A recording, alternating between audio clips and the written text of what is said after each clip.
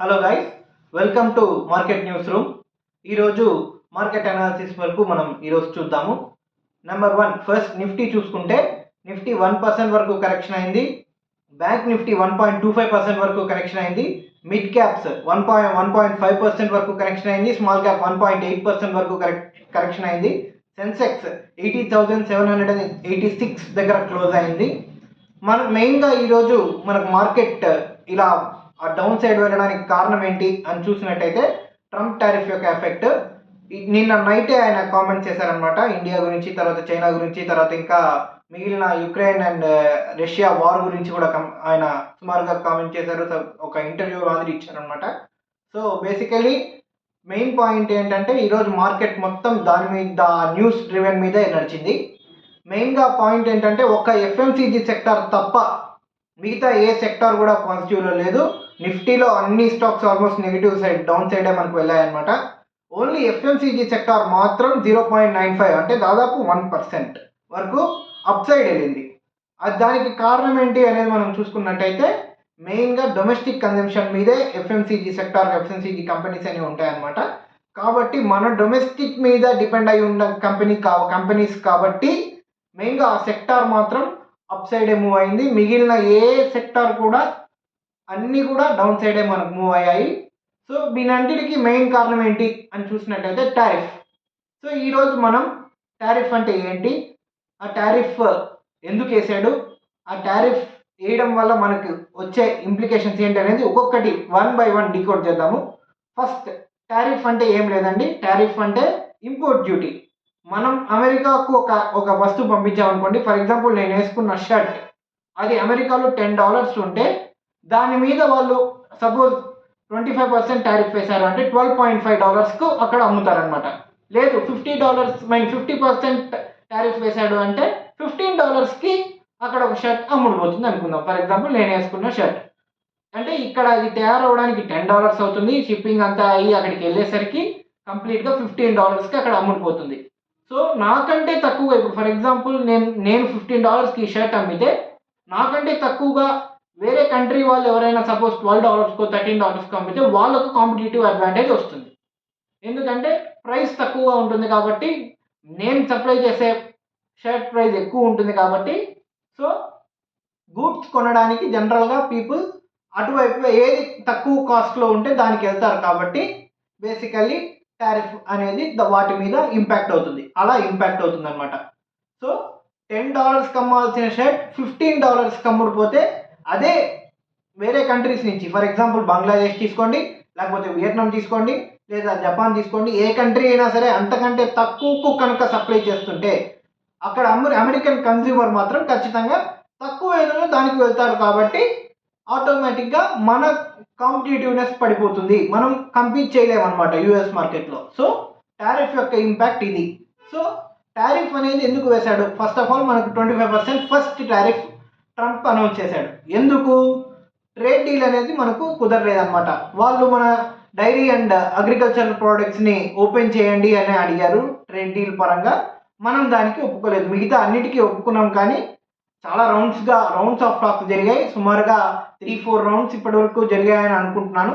3-4 కాకపోయినా ఇంకా ఎక్కువైనా జరుగుండొచ్చు. బికాస్ వాళ్ళు కూడా యాక్చువల్గా వాళ్ళ ట్రేడ్ సంబంధించిన టీం కూడా వచ్చి మాట్లాడాల్సింది, వాళ్ళు రాలేదన్నమాట. బికాస్ రష్యా యుక్రెయిన్ వార్కి సంబంధించి ఆ పీస్ టాక్స్ ఏవైతే ట్రంప్ అండ్ పుతిన్ మధ్య జరిగాయో అలాస్కాలో, ఆ వీక్లో యాక్చువల్గా మనకు ట్రేడ్ టాక్స్ అనేవి జరగాల్సింది. సో ట్రేడ్ టాక్స్ జరగలేదు. సో 25% అనేది ముందే అనౌన్స్ చేశాడు. సో అది ఇంప్లికేషన్లో ఉంది.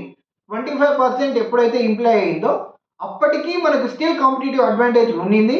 కానీ ఎప్పుడైతే 50% అనౌన్స్ చేశాడో అప్పుడు బేసికలీ మనకు కాంపిటేటివ్ అడ్వాంటేజ్ అనేది కొంచెం తగ్గిందనమాట. బేసికలీ చెప్పుకోవాలంటే 25% టారిఫ్ ఉన్నంత వరకు మనకు ప్రాబ్లం లేదు. మిగతా కంట్రీస్ ఏవి చూసుకున్నా మ్యాక్సిమం అన్ని 20-25% టారిఫ్ రేంజ్లోనే ఉన్నాయి మిగతా కంట్రీస్ కూడా. కాబట్టి బేసికల్లీ మనకు పెద్ద అవసరం లేదు, అంత ఎఫెక్ట్ పడదు అని అయితే మనం అనుకున్నాము. కానీ 50% టారిఫ్ అన్నప్పుడు మాత్రం ఖచ్చితంగా ఎఫెక్ట్ పడుతుందని ఎక్స్పెక్ట్ చేయాలి. మెయిన్గా టారిఫ్ అనేది దేని మీద ఇంపాక్ట్ అవుతుంది అంటే మన జీడిపిలో ఎంత యూఎస్కి ఎక్స్పోర్ట్ చేస్తామో అన్న దాని మీద మనకు ఎంత టారిఫ్ పడుతుంది అనేది చూసుకోవాలి. ఫర్ ఎగ్జాంపుల్ మనం జీడిపి మనం చూసుకున్నట్టయితే అమెరికాకు మనం ఎక్స్పోర్ట్ చేసేది కేవలం మన జీడిపిలో 2% ఆఫ్ ద ప్రోడక్ట్స్. ఇందులో మనం చూసుకున్నట్టయితే 2%లో మళ్ళీ చూసుకున్నట్టయితే ఫార్మాసిటికల్స్ అనేవి ఎగ్జామ్టెడ్. మెయిన్గా మన దగ్గర నుంచి జనరిక్ మెడిసిన్స్ వెళ్తాయి. సో ఫార్మా మీద ఎట్టి పరిస్థితుల్లో టారిఫ్ వేయలేరు. ఆయన టారిఫ్ వేస్తారని ఏదో బెదిరిస్తున్నాడు కానీ ట్రంప్, కానీ అది వెరీ డిఫికల్ట్. చాలా అమెరికన్ కన్స్యూమర్ చాలా ఇబ్బంది పడతాడు. కాబట్టి ఖచ్చితంగా అది ఆయన వేయరనే అనుకుంటున్నాను. ఫార్మాసిటికల్స్ మీద ఎట్టి పరిస్థితుల్లో టారిఫ్ వేసే ఛాన్స్ అయితే వెరీ మినిమల్. ఇంకా ఆయన మరి ఏం చేస్తారో చూడాలి. ఫార్మా మీద పడదు. తర్వాత మనం ఇంకొకటి మెయిన్గా సప్లై చేసేది సర్వీసెస్. ఐటీ సర్వీసెస్ అనేవి exempted from tariff. So IT అనేది కూడా ఎగ్జామ్టెడ్. ఇంకా చూసుకుంటే ఎలక్ట్రానిక్స్, మనకు బేసికల్గా చెప్పాలంటే ఈ మధ్య మనకు ఐఫోన్ మ్యానుఫ్యాక్చరింగ్ కూడా ఇండియాలోనే జరుగుతుంది. అమెరికాకు వెళ్ళే almost every iPhone that is imported from America, చెప్పాలంటే imported by America, that is made and manufactured in India. చూసుకున్నట్టయితే మెయిన్గా అన్నీ కూడా దాదాపు ఇండియా నుంచే ఇప్పుడు వెళ్తున్నాయి. దాన్ని లేటెస్ట్గా టిమ్ కుక్ ఆయన యాపిల్ సిఇఓ కూడా ప్రకటించారనమాట. సో ఎలక్ట్రానిక్స్ అనేవి కూడా ఎగ్జామ్టెడ్ ఫ్రమ్ టారిఫ్. ఇంకా బేసికల్గా మనకు మిగిలిన సెక్టార్స్ ఏవైతే ఉన్నాయో textiles, leather and sea food and అలాగే మనకు కొన్ని జెమ్స్ అండ్ జ్యువెలరీ అనమాట. బేసికల్లీ జెమ్స్ అండ్ జ్యువెలరీ వరకు మనం చూసుకున్నట్టయితే ఈ జెమ్స్ అండ్ జ్యువెలరీకి వరల్డ్ వైడ్గా మనకి ఇండియా పరంగా ప్రోడక్ట్స్కి డిమాండ్ ఉంది. ఇంకా చూసుకుంటే అది ప్రాబ్లం రాకపోవచ్చు. ఎందుకంటే జెమ్స్ అండ్ జ్యువెలరీ ఎంత కాస్ట్ పెరిగినా, ఒకవేళ ఫర్ ఎగ్జాంపుల్ మనమే తీసుకోండి, ఫర్ ఎగ్జాంపుల్ ఒక గోల్డ్ చైన్ ఉంది, 50,000 ఉంది. రేపు పొద్దున ట్యాక్సెస్ పెరిగి సపోజ్ 70,000 వరకు వెళ్ళింది అనుకోండి.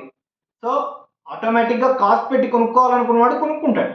సో జెమ్స్ అండ్ జ్యువెలరీ వరకు ప్రాబ్లం పెద్దగా రాదని నేను ఎక్స్పెక్ట్ చేస్తున్నాను. బికాజ్ మనకు అమెరికా కాకపోతే వేరే ఆ మార్కెట్స్ ఉన్నాయి. బేసికల్గా మనకు ముఖ్యంగా ఎఫెక్ట్ అయ్యేది టెక్స్టైల్స్ అండ్ లెదర్ అండ్ మెయిన్గా సీ ఫుడ్ సంబంధించి ఈ రెండు సెక్టార్స్ మాత్రం విపరీతంగా ఎఫెక్ట్ అయ్యే ఛాన్స్ ఉంది.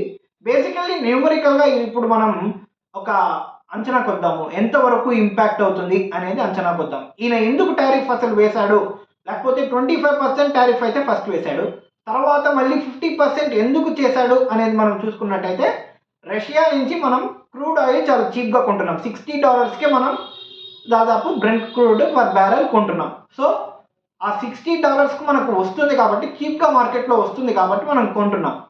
మార్కెట్ ప్రైస్ పరంగానే కొంటున్నాం అంతే తప్ప స్పెషల్గా వాళ్ళతో ఇంకా ఎలాంటి స్పెషల్ డీల్స్ ఏమీ తీసుకోలేదు.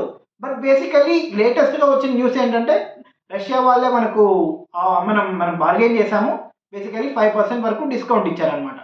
సో ఇక్కడ చూసుకున్నట్టయితే మనం రష్యా నుంచి ఆయిల్ కొనడం ద్వారా రష్యా యుక్రెయిన్ వార్ని మనం ఇండైరెక్ట్గా ఫండ్ చేస్తున్నాము అని ఏదైతే ట్రంప్ వాళ్ళు వాదిస్తున్నారు అనమాట, అమెరికా వాళ్ళు వాదిస్తున్నారు. దానికి మనకు జయశంకర్ గారు కౌంటర్ ఇచ్చారు. ఒకవేళ మేము నిజంగా అలాగే ఆయిల్ని కొని తర్వాత మళ్ళీ మిగతా కంట్రీస్కి అమ్మి రిఫైన్ చేసి, మనకు బేసికలీ వరల్డ్స్ బిగ్గెస్ట్ రిఫైనరీస్ అన్ని ఇండియాలోనే ఉన్నాయి. సో రిఫైన్ చేసి మళ్ళీ ఆ రిఫైన్డ్ పెట్రోలియం ప్రోడక్ట్స్ అన్నిటినీ మనం డైరెక్ట్గా మిగతా కంట్రీస్ అన్నిటికీ, యూరోపియన్ యూనియన్ కావచ్చు, అమెరికా కావచ్చు, ఇంకే కంట్రీకైనా కావచ్చు, మనం అమ్ముతున్నాము అనేది వాళ్ళ వాదన. సో బేసికల్లీ ఏంటంటే వాళ్ళు దానివల్ల యుక్రెయిన్ మీద ఇండైరెక్ట్గా ఆ డబ్బులతో తయారు చేసిన ఆయుధాలని పట్టుకొని రష్యా యుక్రెయిన్ మీద వార్ చేస్తుంది. సో ఇండైరెక్ట్గా రష్యాకు వార్ పరంగా ఫండ్ చేస్తుంది ఇండియా అని చైనా కూడా బేసికలీ ఫండ్ చేస్తుందని వాళ్ళు ఫీల్ అవుతున్నారు. చైనా మీద వాళ్ళు టారిఫ్ వేయలేరు, బికాజ్ ఎందుకంటే రేర్ ఎర్త్ మెటల్స్ యొక్క సప్లై మొత్తం చైనా దగ్గర ఉంది. కాబట్టి ఒకవేళ వాళ్ళ మీద టారిఫ్ వేస్తే మాత్రం రేర్ ఎర్త్ సప్లై ఒకవేళ చైనా ఆపేస్తే, నిన్న రాత్రి ఆయన ప్రకటించారనమాట, నిన్న అది కూడా మాట్లాడారు, చైనా మీద ఒకవేళ చైనా రేర్ ఎర్త్ మెటల్స్ కనుక ఒకవేళ ఆపేస్తే 200% వరకు నేను టారిఫ్ వేస్తాను చైనా మీద అని చెప్పి ఆయన బెదిరించారనమాట. బేసికల్లీ ఇండియా మీద మాత్రం 50%, 25% for buying crude oil from Russia and 25% మనకు ట్రేడ్ సర్ప్లస్ ఉన్నందుకు గాను, ట్రేడ్ డీల్ కుదరనందుకు గాను 25% వేసాడు. టోటల్గా 50% అయింది. ఇప్పుడు మనం నంబర్స్ పరంగా చూసుకుందాం. మనం అమెరికాకు బేసికల్లీ $80 బిలియన్ మనము వ్యాపారం చేస్తాం అనుకుందాము, బిజినెస్ చేద్దాం అనుకుంటాము. $80 బిలియన్ అనుకుంటే మనం ఇంపోర్ట్ చేసుకునేది $40 బిలియన్. సో బేసికలీ మనకు వ్యాపారంలో ట్రేడ్లో సర్ప్లస్ వచ్చేసి $40 బిలియన్ ఉంది. $40 బిలియన్ ఈ ఫార్మా, ఎలక్ట్రానిక్స్ అండ్ గ్యాడ్జెట్స్, తర్వాత ఇంకా చూసుకున్నట్టయితే ఎగ్జామ్షన్ ఇచ్చిన సెక్టార్స్ ఏవైతే ఉన్నాయో ఎలక్ట్రానిక్స్ అండ్ ఫార్మా, బేసికలీ ఇవే $20 బిలియన్. ఐటీ కూడా వెళ్ళిపోతుంది. ఐటీ సర్వీసెస్ ఎలాగో ట్యాక్సబుల్ కాదు కాబట్టి బేసికలీ ఫార్మా అండ్ ఎలక్ట్రానిక్సే మనకు మ్యాక్సిమం అమౌంట్ వెళ్ళిపోతుంది. ఇంకా మిగిలింది $20 బిలియన్. ఆ $20 బిలియన్ ఆయన 50% టారిఫ్ వేస్తే ఇంపాక్ట్ అయ్యేది $10 బిలియన్. బేసికలీ $10 బిలియన్ చూసుకున్నట్టయితే ఇప్పుడు మనకు 5% రష్యా ఏదైతే మనకు పెట్రోల్ రష్యన్ క్రూడ్ ఆయిల్ కొనడం వల్ల మనకు వచ్చిన డిస్కౌంట్ ఏదైతే ఉందో దాని అంచనానే కేవలం $2 బిలియన్ వరకు అని చెప్తున్నారు. ఓవరాల్గా మనకు $10 బిలియన్ కాస్ట్ పెడితే ఫైనల్గా $2 బిలియన్ ఇంకా వెళ్ళిపోను. మనకు ఎఫెక్టివ్గా మన కంట్రీ మీద పడే భారం లేకపోతే మనకు వచ్చే నష్టం అని అనుకోండి $8 బిలియన్ ఉంటుంది. దాన్ని కవర్ చేసుకోవడానికి లేటెస్ట్గా మనం FTA సైన్ చేసాం, యూకేతో FTA సైన్ చేసాము. తర్వాత ఇంకా మిగిలిన కంట్రీస్, ఫర్ ఎగ్జాంపుల్ ఒమన్తో కూడా టాక్స్ జరుగుతున్నాయని ఉంది. దాదాపు నడుస్తున్నాయి. రష్యా వాళ్ళైతే బేసికలీ మన గూడ్స్ని తీసుకుంటాము అని చెప్పి కూడా వాళ్ళు కూడా అన్నారనమాట. వాళ్ళు కూడా ట్రేడ్ టాక్స్ మీద నడుస్తుంది. చైనా వాళ్ళు కూడా లేటెస్ట్గా ఇలా బెదిరించడం తప్పని మనకు సపోర్ట్ చేశారు. ట్రంప్ గారికి వార్నింగ్ ఇచ్చారనమాట బేసికలీ.